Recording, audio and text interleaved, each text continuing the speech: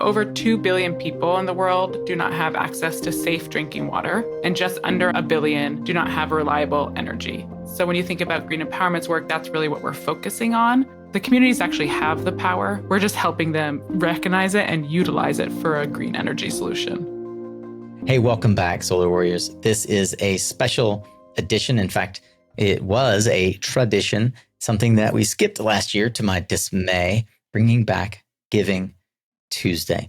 If you are new here, this is typically an episode that we reserve for a subject matter expert to deep dive on a technology that matters to you and me in our day-to-day, trying to figure out how to navigate the clean energy transition.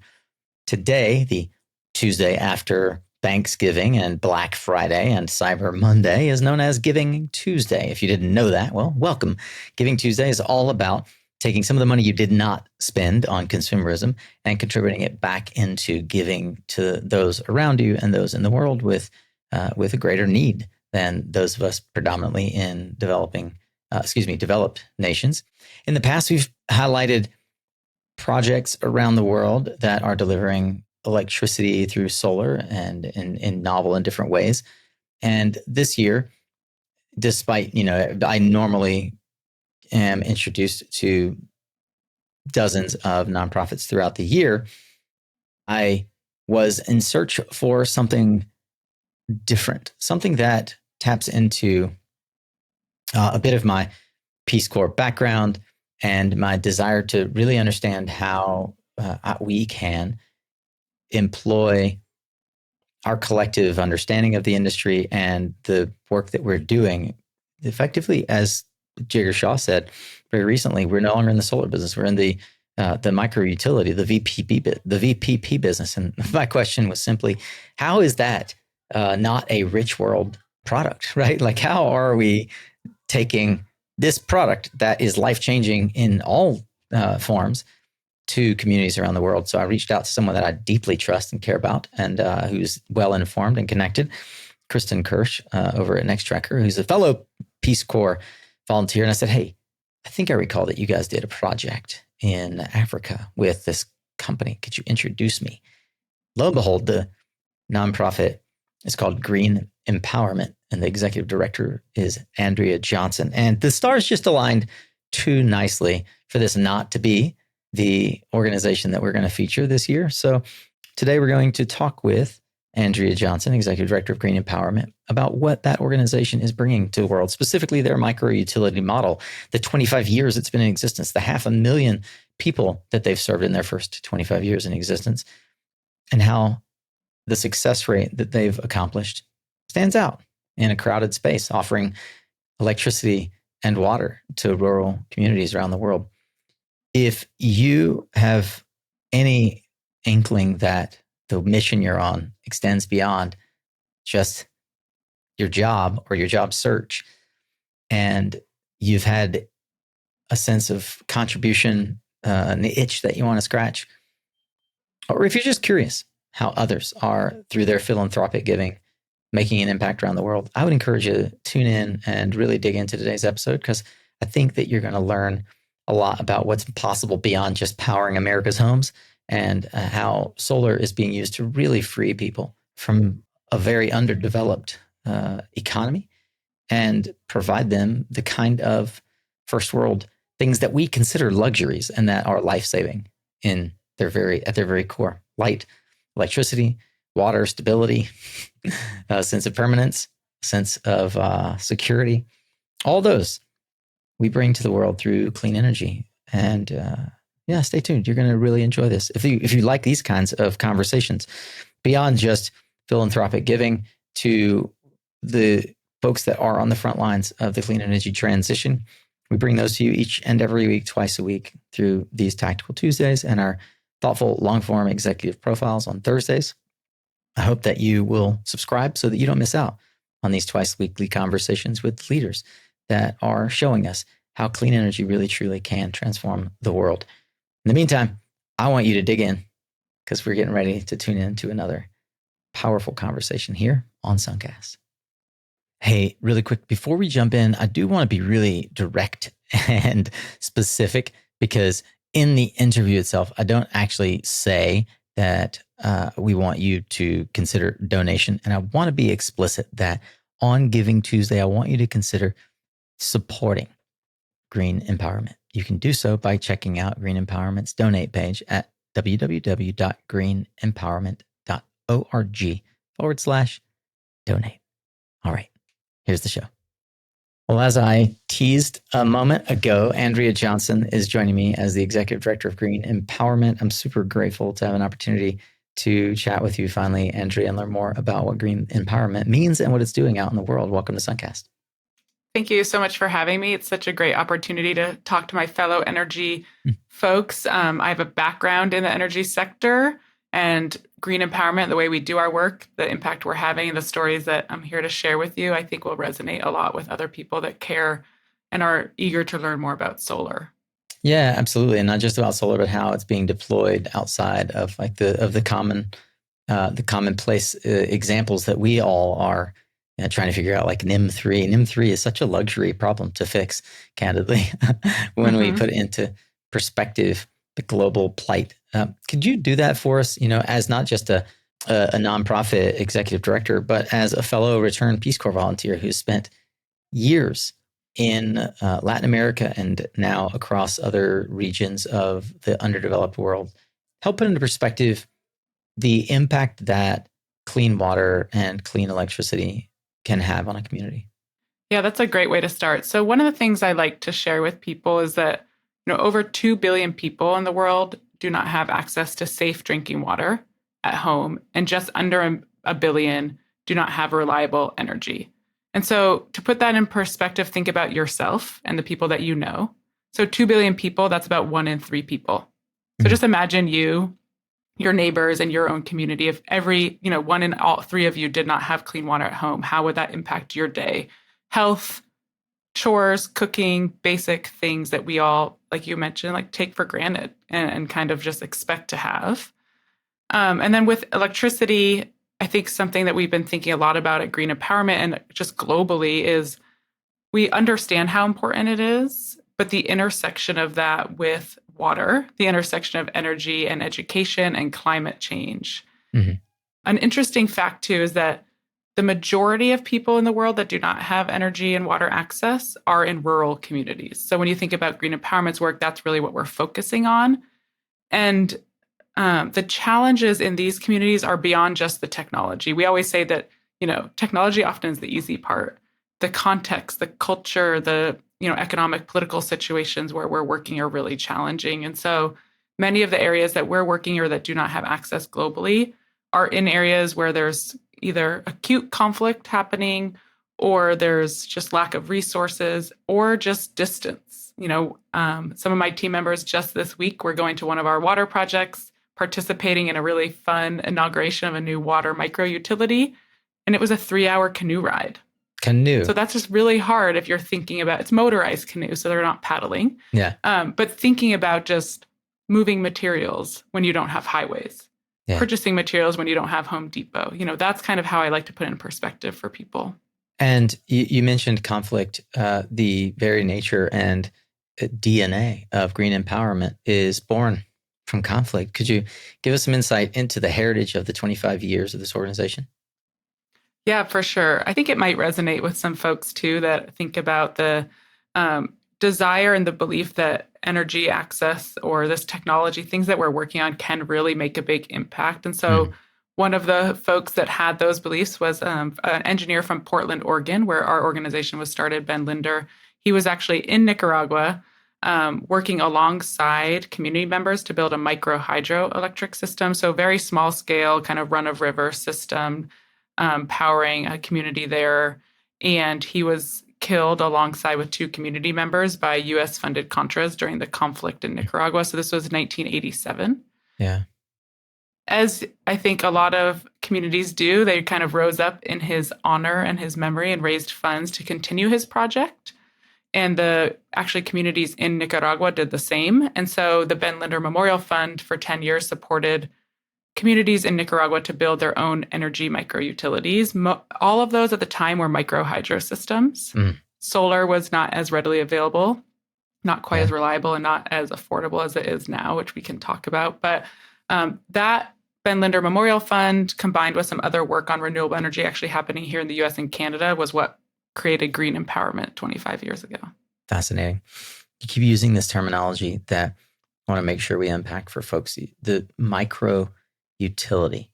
How does that work? And how does it differentiate the work that you do from, say, some of your peers, like Give Power, that many are familiar with? Yeah, that is a really great question. It's something I think we take a lot of pride in. And it comes from this belief that we believe that everybody, no matter where they live, should have access to high quality energy and water access. And so when we use the term utility, it's very intentional. And for us, with energy access, that looks at like electricity at your home that goes beyond lighting. And so I think there is definitely a place for, solar lanterns and small solar home systems. They have a place, but what we are trying to do is create a higher level of energy access so that you have lighting, small appliances that can really help homes and communities kind of jumpstart more economic development and livelihood. And for water, one of the things that we've been working on is piped water systems of treated water to homes. So that is pretty different in the water sector. People might be familiar with like a hand pump. Full sanitation district. I mean, it's... Yep. Yeah, we create basically a mini water treatment system. There's a paid technician, both for the energy and water projects. The things they have in common is there's a tariff structure in place that is designed to meet the needs to maintain the system as well as replacement parts. The water is treated, or the energy is, monitored pretty closely by a paid technician. The community owns and operates this system, and they actually have like regular kind of presentations and meetings to the community about the state of the finances, the state of the system. They put into place their own bylaws in terms of if you didn't participate in the system originally, what it costs you to connect to the system. To join. So it's kind of not that dissimilar to a cooperative here in the United States. It feels very similar. It's just structurally different. And many times we say micro because these are communities usually under 1,000 households. A lot of folks are familiar with, and this is one of the things that I just want to drive home because there are a couple of things we're going to unpack. One is the durability of the model and the 25 years of serving over 500,000 people, but then the differentiation from others where one might say, well, come on, like, well, how's this different from Water Mission or Mission Water and Give Power and those who have dedicated millions in resources and are doing a great job at delivering water to rural communities. Like, this isn't a new concept. The question around this micro-utility, though, is how is that water quality measured? Where is it delivered? And then how is it managed ongoing? So it blew my mind when I learned that you guys are delivering as a micro utility, you're delivering a service to the community that is distributed. This is not something that is a central service. It's not a central water, in Spanish called pozo. What do you call that? It's the pump, right? Where you effectively keep folks from having to go down to the river. Well, thank you. You don't go down to the river, but now you go to maybe the central location in the town. So instead of carrying the bucket a mile, you're carrying it 100 yards. Nevertheless, it's a cleaner and a more centric version. In green empowerment, it truly brings modern amenities to these communities and to their homes. Yeah, and I think one thing that's really interesting to think about is that we will never criticize some of those other types of projects because a lot of times that is your first entry point. Mm-hmm. Absolutely. Does that mean that you would potentially go into communities where those services exist and help distribute that to the homes? That is it's as if we didn't even plan that question. It's amazing because one of the things that we actually are working on right now is that we have this long-term success of supporting communities in Latin America and Southeast Asia. We don't have a history of working in Africa. We've supported a lot from like a technical, sharing resources perspective, but haven't had strong partnerships or projects with communities there. And we specifically were invited recently to support an organization that has been doing single point boreholes, hand pumps for, I think they've been around for almost 20 years and they do a great work. They have amazing community engagement. They're locally led. They have a great track record of success with those projects, but they were interested in doing their first piped water system. And so we actually are currently working on expand, like kind of seeing what parts of the model and the project framework we have are replicable and what parts really need to adapt. And not even meaning to do a shameless plug here, but we actually have a documentary coming out that one of the supporters of this project actually supported us in filming a documentary, and we don't know the result yet. Part of a documentary is trying to follow the project and see where it goes. And so what it is following is a community in rural Ecuador, in an area that Green Empowerment's been working for a long time with our partners. And then it's following a similar community in terms of the tropics, but in a very different context in Uganda. And they are both, leading their own project development for a piped water system.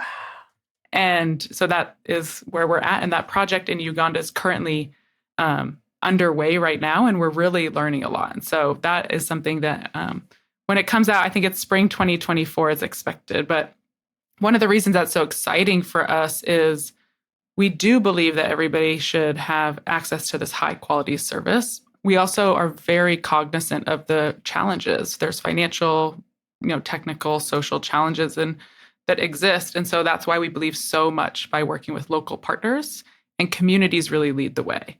And so that's kind of what's exciting, is like the similarities are exciting and the differences are really, really intriguing for us. But our approach in terms of working with a local partner, supporting them, coming at the invitation of the community, having them really lead a lot of the kind of management of the tariff structure, the maintenance, et cetera. They're also informing the design in both of these places, right? They kind of figure out whose land is it. Think about all the things in a US project, right? Like, who owns the land? Are you going to sign agreements to make sure if that pipe crosses the land that it's allowed to, right? Similar things that would happen on even a large scale utility project here in the US. So we kind of adapt all those, but some of the ingredients are the same and some are very different, I guess, is what you'd say.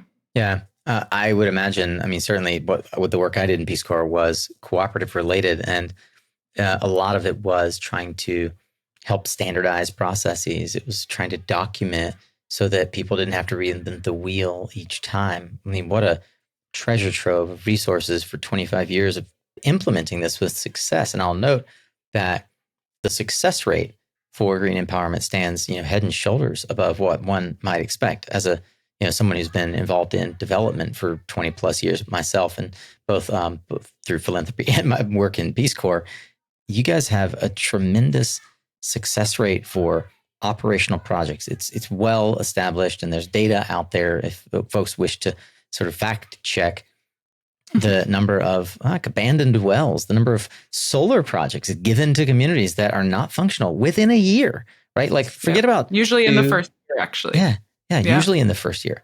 And your track record is what? Like, can you help put that in perspective? Yeah, so we did an evaluation in 2021, and much like doing a documentary, when you go about that, you don't know what the results are going to be. I will say one of the things about an organization that's been around for a long time is that we don't have remote monitoring on all these systems that we've been doing, because remote monitoring didn't exist 25, 20 years ago, right? And so we commissioned an evaluation where there was a group of projects that were all micro utilities. They were across 3 countries with 6 different partners, and they had all been installed between 2 and 10 years ago. And that 2 years piece was important for us because of what we were just talking about, where a lot of projects fail within the first 2 years. So kind of if it's functioning at that 2-year mark, then we want to see what the success rate is, because, in the first 6 months, you would expect it to be. Mm-hmm. The results came back at 97% of those systems were fully operational. They are all owned, operated, and maintained by the communities themselves. These are not projects that we have gone back to in terms of financial or technical support.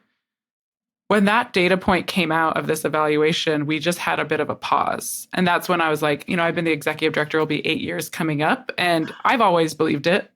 Yeah. I was a fan of Green Empowerments before I joined as the executive director, when I was working in the energy sector in Oregon.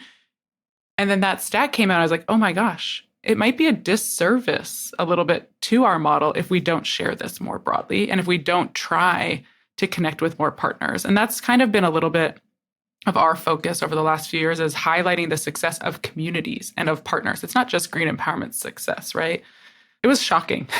It is shocking, truly. As a development professional, even if I've sort of hung up the the cleats, as it were.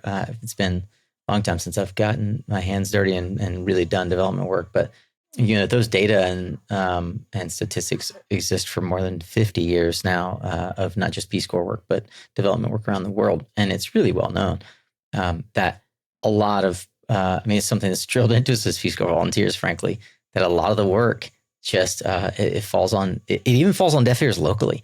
It's so hard to get these projects off the ground. I think this is the thing that even in this episode, it's impossible for us to really adequately communicate how hard it is just to get these projects planted in a community and to pull this community together and get them to row in the same direction, all for a communal benefit. In many places where even in Latin America, where it's less common, but nevertheless similar, tribal differences and conflict. So there's a couple of things I want to understand. The nuance that you all have been able to sort of weave into your process around empowering, literally giving ownership up to the community, what that looks like is like in terms of charrettes and just that process. And then secondly, as a nerd, like how in the heck do these rural communities that did not have any utilities get to the point where they're deciding on their own tariffs and metering and payment management processes?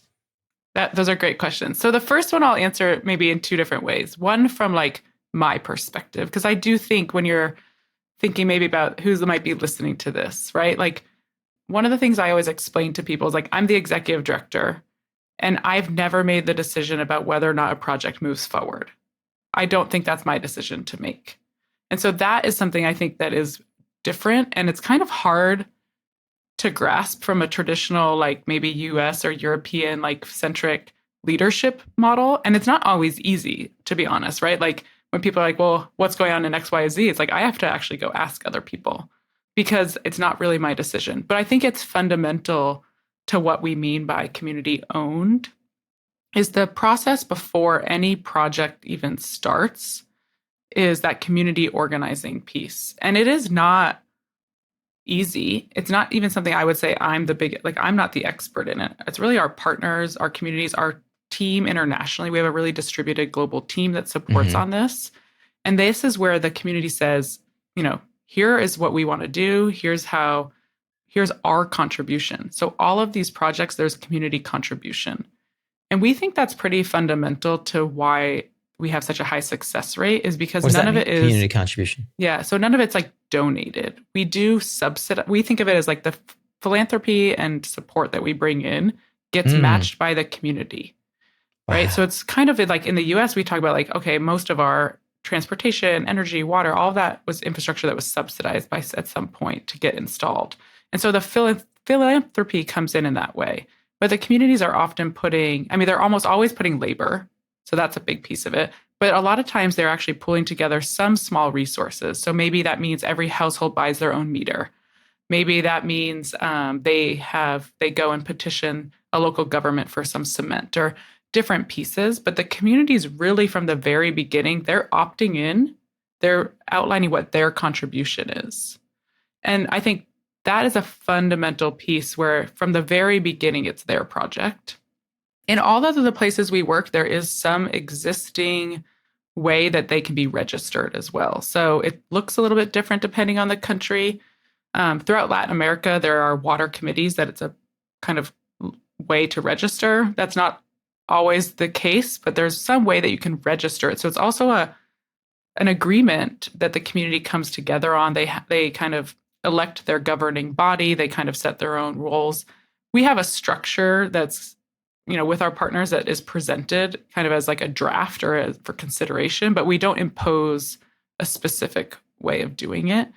But I think that's what we mean when we talk about like that ownership and the communities actually have the power. We're just helping them kind of recognize it and utilize it for a green energy solution.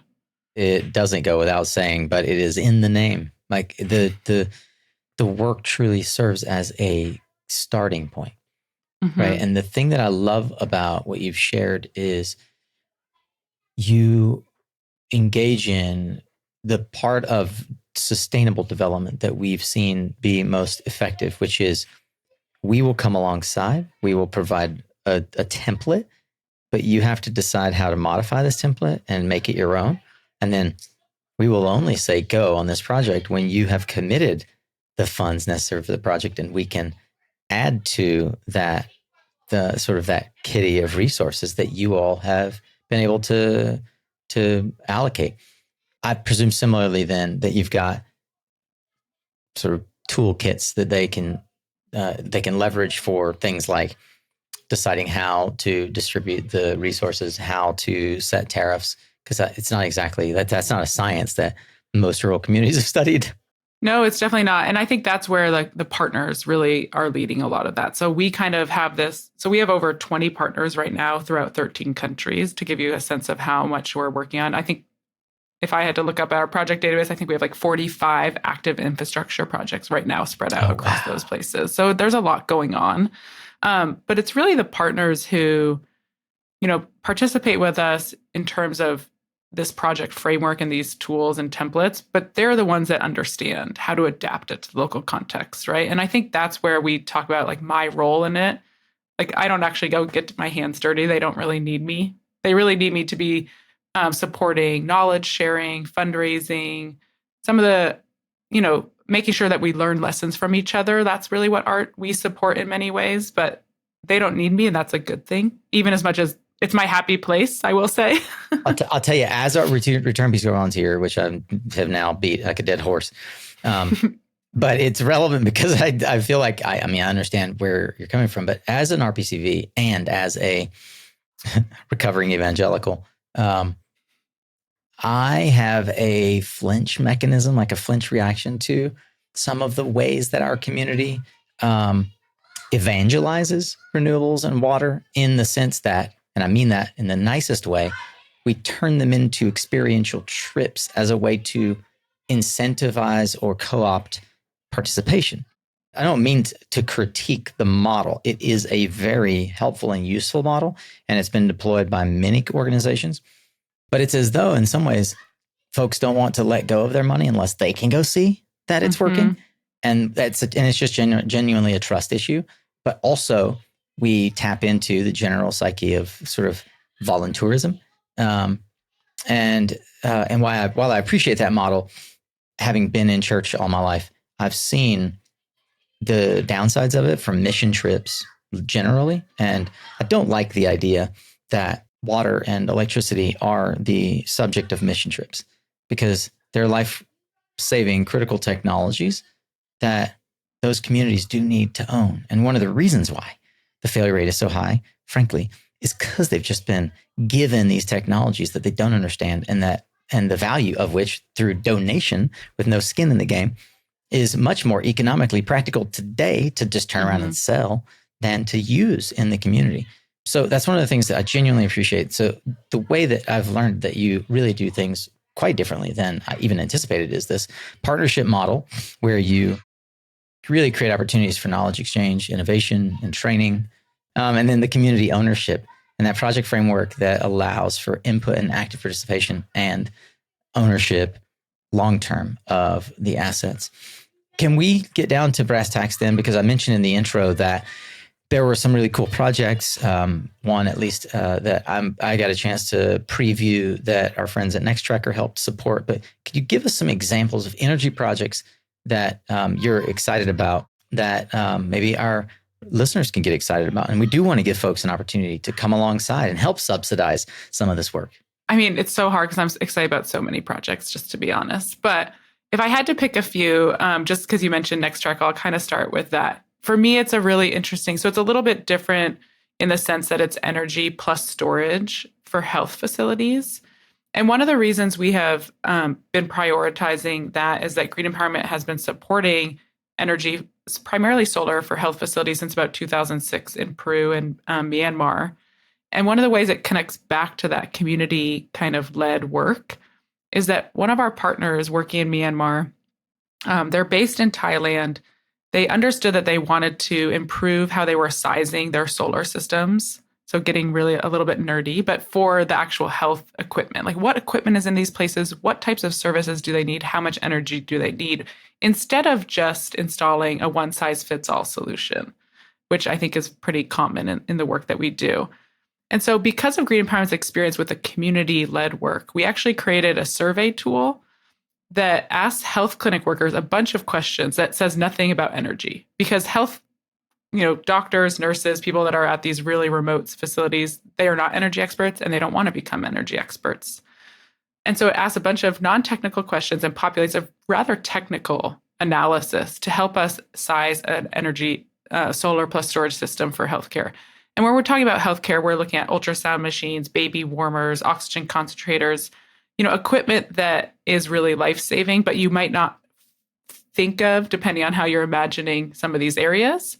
One of the things I learned through this process is that there is a lot of donated health equipment out there in the world without electricity to power it. So we found a lot of baby warmers in boxes still. And so the work that we did was actually in Uganda and this was during COVID. Using this method, we were able to analyze the energy needs for 56 health facilities in just a few months, using, again, health workers as the input. And they were stakeholders in the decision-making in terms of prioritizing. One of those health facilities is actually what Nextracker helped us install back at, that was in 2021 when we actually did the installation. And I think it's a great example of how a company who's interested in supporting this work can look at supporting not just the impact in that health facility, which is immense. And I actually got to visit this health facility back in March and talk to an ultrasound technician who told me that her job is so much better because she has never turned away a pregnant woman who has walked hours to get an ultrasound since that system was installed. So the impact is so real. And I thought for me, that moment was like, oh, I didn't even think about the health worker. I was thinking about the pregnant woman who needs that ultrasound or needs light because she's doing a delivery in the evening. I didn't really think about the benefit to the health worker whose job she can like do her job the way she's trained reliably, right? So that was just this moment for me of aha that I hadn't had. But the cool thing about that approach also is we actually worked with a local solar installer. So not only were we supporting the immediate benefit of the health clinic and the workers and the patients, we were also working with a local solar installer and participating in the local energy market, renewable energy market in an emerging market, right? And then Nextracker actually used some of that storytelling as a way to say thank you to their own stakeholders rather than maybe like a stress ball with their branding on it, right? So if you think about that, it was just this full this project that I just would love more collaborations like that. We have a lot of opportunities to kind of adopt a project, but it isn't, to your point, people going and installing it. It's actually trying to participate in that local economy. And also we believe in that because it helps sustain that project over time, right? Well, you bring up something that I haven't thought about, and that is, in many markets, there are renewable energy credits available for deploying CFLs or LEDs and even renewable energy projects. How do these projects get to benefit from those? That is a great question. We're kind of at the cutting edge of that right now. There's a initiative I'm not sure if folks are aware of called the Distributed Renewable Energy Credit Initiative. So I imagine your type of audience might be familiar with renewable energy credits and especially international renewable energy credits as a way for companies to achieve their own renewable energy or net zero targets. Those are all priced at a 1 megawatt per hour production rate. And so a lot of these projects, these are pretty small. Like the project I was talking about, I think just now was, a 17 kilowatt hour system, right? So the DREC initiative has created a mechanism for distributed renewable energy projects like ours to participate in the IREC market. And it's pretty exciting. It's brand new. So we have 2 projects currently installed in that. These are not huge dollar amounts, to be honest, but for an organization like ours, it's supporting the remote monitoring, the data package, and our analysis for our partners of these 2 systems. So one of them is in Myanmar and the other one is in Uganda. So these were kind of like test ones. And we're pretty excited about that potential as a way to kind of gain interest in these types of projects, allow our partners and communities to participate in this market. And there's some interesting things, I think, coming out of that where, because these are social good or social impact projects, the price that you could get for that REC might be much more than a utility scale project. So you could actually look at the health benefits or the livelihood or conservation or other benefits. So that's been pretty exciting for us. I think it's still pretty new, but it's a great example of how I think like the renewable energy ecosystem that we're living in, can we connect to these worlds a little bit? And so for me personally, it's pretty fun to get to do that. Well, we'll give a moment and we'll give an opportunity in a moment for folks to know exactly how they can give back alongside you. A couple of questions that come to mind, because some folks may say, well, I run an organization. I am a module manufacturer. I have skilled labor. We do take these trips because we can write it off as a tax write-off in different ways. So I guess the first question would be for those who would say, we are manufacturers, do you take donated equipment? So we tend not to, with an asterisk. If you're already working and have equipment in the country that we work in, then most likely yes. And that would be up to our partners. We would connect you directly with our partners who would make that decision, because they also understand. That's everyone. Right. But that's also something that our partners really understand the projects and where there could be some real cost savings. I imagine it really becomes problematic with regards to the maintenance part, right? Because that's on the community, and you have to be able to have something that is darn near ubiquitous locally. Yeah. I mean, I have a story of friends that were on a kind of like the types of projects that you alluded to, and they installed a really high quality solar system on a school in Cambodia, all with equipment they brought with them. And when the inverter failed pretty prematurely, somebody actually flew back to Cambodia with a new inverter. And they learned from that experience. Like, I would never call them out. I think it's a great example of intentions are very good, and they really wanted to bring high quality equipment to this school. And I have a lot of respect for that. And at the same time, I think for me, it's like one of those moments I remember when I'm thinking about the why we try to approach things this way. So is the inverter something that they're used to working with? One of our other partners actually in Malaysia, they actually just got some donated or some equipment that came, I think it came from India somehow. It's one of those weird things where you're not sure how it ended up there.